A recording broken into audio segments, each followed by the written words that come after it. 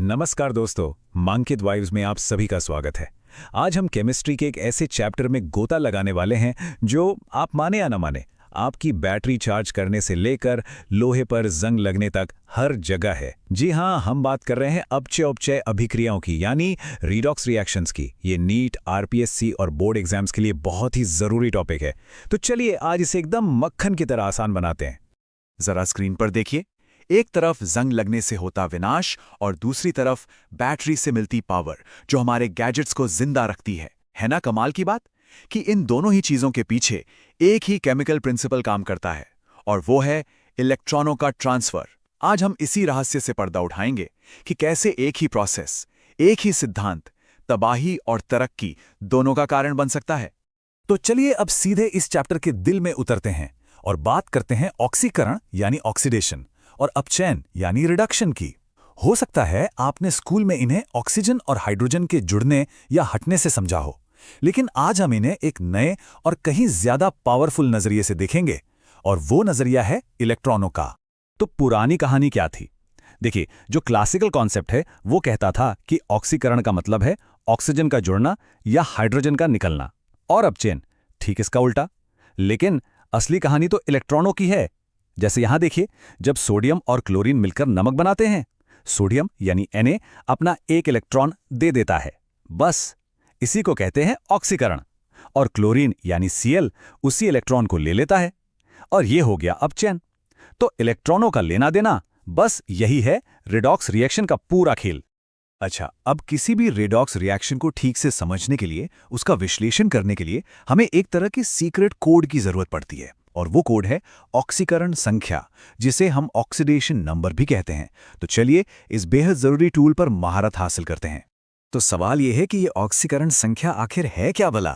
देखिए, सीधी सादी भाषा में ये एक एटम पर वो हाइपोथेटिकल चार्ज है, वो काल्पनिक आवेश है जो उस पर तब होता अगर हम ये मान लें कि उसके सारे बॉन्ड्स 100% आयनिक हैं।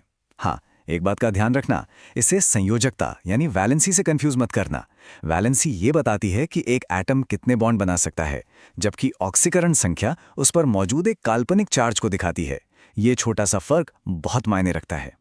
ऑक्सीकरण संख्या निकालने के लिए ये 6 नियम आपकी चाबी हैं। इन्हीं से सारे ताले खुलेंगे। चलिए एक एक करके इन्हें समझते हैं। नियम नंबर 1, कोई भी तत्व जब वो अपनी आजाद हालत में हो, जैसे अकेला सोडियम या ऑक्सीजन गैस O2, तो उसका ऑक्सीडेशन नंबर हमेशा 0 होता है। सिंपल। नियम नंबर 2, ऑक्सीजन का ऑक्सीडेशन नंबर ज्यादातर मामलों में -2 होता है, लेकिन परऑक्साइड्स में जैसे H2O2 इसमें ये -1 हो जाता है। ये एक जरूरी अपवाद है। नियम नंबर 3, हाइड्रोजन का ज्यादातर +1 होता है, पर जब ये किसी मेटल के साथ जुड़ता है तो ये -1 हो जाता है। नियम नंबर 4, हैलोजेंस में फ्लोरीन सबसे बड़ा इलेक्ट्रोनेगेटिव है, इसलिए उसका हमेशा -1 होता है। नियम नंबर 5, किसी भी न्यूट्रल मॉलिक्यूल में सारे एटम्स के ऑक्सीडेशन नंबर्स का जोड़ 0 होता है। और आखिरी नियम 6, किसी आयन में सारे एटम्स के ऑक्सीडेशन नंबर्स का जोड़ उस आयन के चार्ज के बराबर होता है। इन नियमों को दिमाग में बिठा लीजिए, सारे सवाल हल हो जाएंगे। चलिए, अब थ्योरी बहुत हो गई, इन सारे कॉन्सेप्ट्स को एक्शन में देखते हैं, एक जबरदस्त मुकाबले में।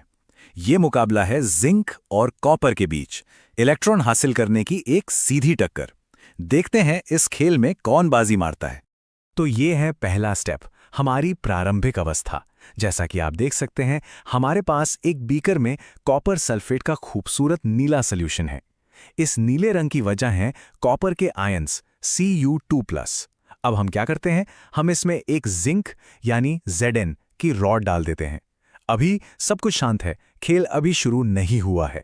लेकिन जैसे ही जिंक की रॉड सॉल्यूशन को छूती है, मुकाबला शुरू। अब देखिए, जिंक जो है वो कॉपर से ज्यादा रिएक्टिव होता है, ज्यादा क्रियाशील होता है, तो वो फौरन अपने इलेक्ट्रॉन खोना शुरू कर देता है और Zn2+ आयंस बनकर सॉल्यूशन में घुलने लगता है। अब सवाल ये कि ये इलेक्ट्रॉन गए कहां?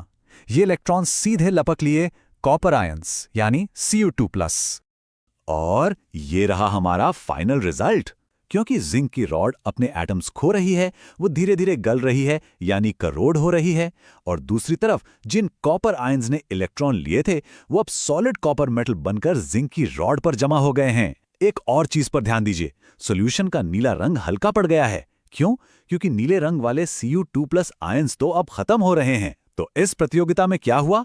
जिंक का हुआ ऑक्सीकरण और कॉपर का हुआ अपचयन। ठीक है, तो अब तक हमने जो कुछ भी सीखा है उसे टेस्ट करने का वक्त आ गया है। तो क्या आप सब तैयार हैं परीक्षा की इस चुनौती के लिए? चलिए देखते हैं कि आपने कितना ध्यान से समझा। ये रहा पहला सवाल। इस रिएक्शन में ZnS plus Cu2 plus AQ to Zn2 plus AQ plus CuS किस एलिमेंट का ऑक्सीडेशन यानी ऑक्सीडाइजेशन हुआ है? कॉपर का या जिंक का? जरा सोचिए। सही जवाब है ऑप्शन बी, जिंक। क्यों? क्योंकि जिंक ने इलेक्ट्रॉन खोए हैं, जिससे उसका ऑक्सीडेशन नंबर 0 से बढ़कर +2 हो गया, और ऑक्सीडेशन नंबर का बढ़ना ही तो ऑक्सीकरण कहलाता है। अगला सवाल सीधा नियमों से है। याद कीजिए, H2O2 जैसे पेरोक्साइड्स में ऑक्सीजन का ऑक्सीडेशन नंबर क्या होता है? और सही जवाब है -1। हमने नियमों में क्या पढ़ा था कि ऑक्सीजन आमतौर पर -2 होता है, लेकिन पेरोक्साइड एक स्पेशल केस है, एक अपवाद है, जहां इसका ऑक्सीडेशन स्टेट -1 होता है। तीसरा सवाल एक बहुत ही बेसिक परिभाषा पर है।